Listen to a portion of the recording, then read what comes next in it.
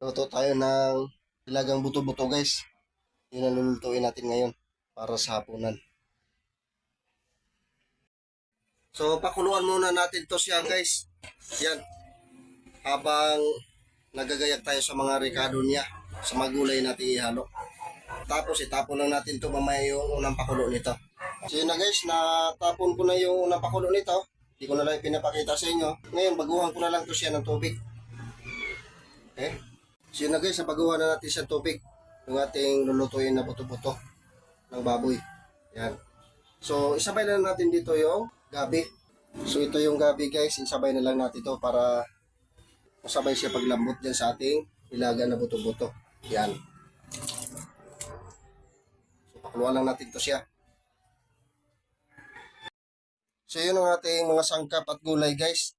Yung gabi na una na natin paglagay. So mamaya-maya pag malapit na luto yon, ilagay na natin to. So ngayon kumukulo na siya guys yan. Ilagay na natin yung ating regado dito. So mamaya na yung pitsay pag tuluyan na maluto. So ito yung regado yan. Lagayan natin yan lahat. Lagayan natin yan. Pakuluan na natin siya guys. Yan, luto naman yan siya. Tapos mamaya na kunti, isabay natin paglagay yung pitsay. So yan na guys. Malapit na ito maluto. Pakuluan lang natin siya. Takpan lang muna natin. So yun na guys, lambot na yung ating nilutong buto-buto ng baboy.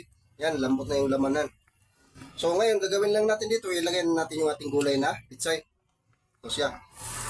Yan. So pakuluan lang natin ito ng kunting minuto guys. Pwede na siya itong hanguin. At may pang-ulam na tayo sa hapunan. Yan.